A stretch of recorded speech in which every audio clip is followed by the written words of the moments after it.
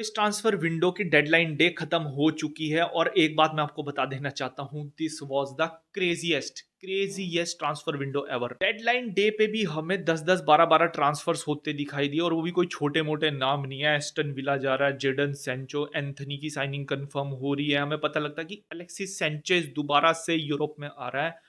और जस्ट एक दिन पहले रिकॉर्ड ब्रेकिंग ट्रांसफर फी देके लिवरपूल साइन करती है अलेक्जेंडर इसाक को। थोड़ा सा मैं आपको आइडिया देता हूं कि क्या क्या क्रेजी क्रेजी ट्रांसफर हुए हैं इस ट्रांसफर विंडो में। तो प्रीमियर लीग है टॉप पे भाई, 3 बिलियन यूरोस के आसपास उन्होंने स्पेंड किया इस पूरे ट्रांसफर विंडो में, and it is a record highest. मतलब कि इतनी ट्रांसफर विंडो में इतने ज्यादा कभी पैसे खर्च नहीं हुए किसी एक लीग में। प्लस लिवरपूल जो है वो टॉप पे रही है, हमें पता भाई, Florian Wirtz, Hugo Ekitike and at last Alexander Isak, Milos करके, फ्रिम्पोंग, ऐसे ऐसे प्लेयर्स उन्होंने साइन किए हैं। तो लिवरपूल टॉप कर रही है इस चार्ट को। ऐसी ऐसी क्रेजी चीज हुई है। निकोलस जैक्सन को बेचारे को बायर्न म्यूनिख पहुंच के पता लगता है कि तुझे दोबारा वापस चेल्सी में बुलाया जा रहा है, फिर वो उनसे भाई फोन पे कुछ बात करता है and he stays at Bayern Munich और फाइनली बायर्न म्यूनिख उसे साइन कर लेती है। निको विलियम्स का सबको ही पता है कैसे धोखेबाज निको विलियम्स ने बार्सिलोना को धोखा दिया। कुछ प्लेयर्स ऐसे थे कि जिन्हें उनका क्लब ही जाने नहीं दे रहा था और कुछ प्लेयर्स ऐसे थे कि जिन्हें उनका क्लब धक्के मार के निकाला, भाई निकल निकल पहली फुर्सत में निकल। और कुछ प्लेयर्स तो ऐसे जिनमें दोनों ही क्लब्स एग्री हो गए थे, बट लास्ट टाइम पे जाके वो वहां पे मेडिकल फेल कर देता है और वो अपने प्रीवियस क्लब में दोबारा से भेज दिया जाता है। हमने देखा कि कैसे लिवरपूल, बायर लेवरकुजन और रियल मैड्रिड के बीच में राइट बैक की स्वैपिंग चली। तो देखो यार, हुई तो बहुत सारी क्रेजी क्रेजी चीजें हैं, but I want to discuss my top 5 signings. और ये जो साइनिंग्स हैं, मैंने इनको उस चीज पे रैंक किया है कि उन्होंने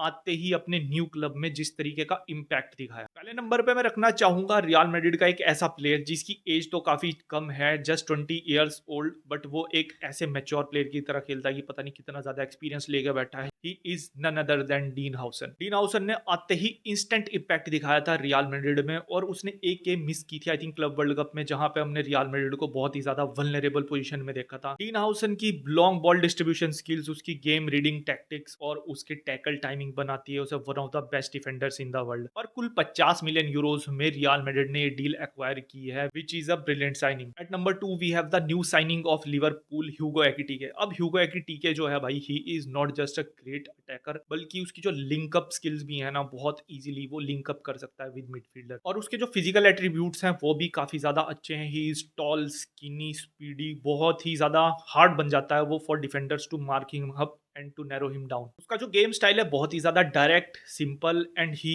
is also a very good finisher. मैंने हुगो एकिटिके को इसलिए चूज किया, मैं अलेक्जेंडर इसाक को भी चूज कर सकता था, बट फर्स्ट ऑफ ऑल वो अभी भी लिवरपूल के लिए एक भी गेम नहीं खेला, तो हमें नहीं पता कि वो आने वाले टाइम में कैसा खेलने वाला है। आई नो डेफिनेटली गुड ही खेलेगा, बट जो सारे काम इसाक करेगा लिवरपूल के लिए, वो ही सारे काम हुगो एकिटिके करता है, और वो इसाक की आधी से भी कम प्राइस में आया। At number 3 we have the goalkeeper of Barcelona. I am not being biased क्योंकि मैं क्यूलर हूं, बट रायो वल्कानो के अगेंस्ट उसकी परफॉर्मेंस देखने के बाद भी अगर मैं उसे इस लिस्ट में ना रखूं तो that is a injustice for him. अच्छा, बार्सिलोना को ना बहुत टाइम से एक अच्छे गोलकीपर की जरूरत थी। चेज़नी ने लास्ट सीजन में आके हमारी कमान तो संभाली थी, बट वी ऑल नो बुढ़ा हो चुका है और वो नेक्स्ट सीजन जाने भी वाला है। तो हमें एक यंग गोलकीपर चाहिए था जो कि एक्सेप्शनल स्किल्स के साथ आए और जिसको कुछ ऐसा ना हो कि एक दो साल अभी इसको बनाने में लगे, जो ऑलरेडी सीखा सिखाया हो। And guess what, in search of gold we found diamond. Barcelona के लिए जो लास्ट 3 मैच खेले हैं जोआन गार्सिया ने, उसमें अभी तक उसकी 7.5 से अबव रेटिंग है। And when it comes to 1v1 saving, he is the best in the business. Last game थी रायो वैलेकानो के अगेंस्ट, उस सिंगल गेम में ही उसने 5 1v1 सेव किए, and we bought him for just 26 million euros. At number 4 position मैं रखना चाहूंगा Luis Diaz को। अब देखो यार, क्या है कि बहुत टाइम से ना जो बायर्न म्यूनिख है, उनकी जो लेफ्ट विंग की जो पोजीशन वो बहुत ही ज्यादा वल्नरेबल थी, कि लीरॉय साने का सबको पता है इतना अच्छा वो उस पोजीशन पे खेल नहीं रहा। लुइस डियाज ने जाते ही डे 1 से ही बायर्न म्यूनिख में अपनी परफॉर्मेंस वो दिखानी शुरू कर दी। He started giving assist and goals. Left wing पे जो हमें जो कमी दिखाई दे रही थी वो लुइस डियाज के आते ही बिल्कुल फिलअप हो गई। हाँ, थोड़ा सा एक्सपेंसिव है, 75 मिलियन यूरोस के आसपास बायर्न ने इसको साइन किया है, बट एक बात बताना चाहूंगा आपको, he added an immense strength in the attack of Bayern Munich. At number 5 we have the striker of Chelsea, Joao Pedro.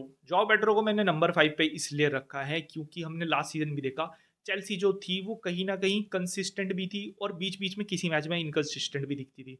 और किसी मैच में उनकी इतनी पुअर परफॉर्मेंस होती थी कि वो एक भी गोल नहीं स्कोर कर पाते थे। जाओ पेड्रो के आने के बाद Chelsea are consistent in scoring goals. Premier League में अभी तक चेल्सी के लिए वो 3 गेम्स खेल चुका है एंड 2 गोल्स और 2 असिस्ट, काफी अच्छी स्टैट्स हैं। प्लस जो ओवरऑल इंपैक्ट भी जो जाओ पेड्रो का होता है पूरी गेम में वो भी काफी अच्छा होता है। और क्लब वर्ल्ड कप में हमने देखा ही भाई बंदे ने फाइनल में क्या परफॉर्मेंस दी थी, तो he is a big game player. तो yes, these were my favourite pick. देखो नाम तो बहुत सारे थे और भी नाम मैं इसमें ऐड कर सकता जैसे Florian Wirtz, Viktor Gyokeres, but I think मेरे हिसाब से ये मेरे पर्सनल फेवरेट पिक थे जो ओवरऑल जिनने इम्पैक्ट क्रिएट किया। और do let me know in the comment section कि आपको क्या लगता है मैंने किस प्लेयर को मिस किया या कौन सा और प्लेयर है जो अच्छा इम्पैक्ट क्रिएट कर रहा है जिसको मैंने मिस आउट कर। And don't forget to subscribe the channel for more such video.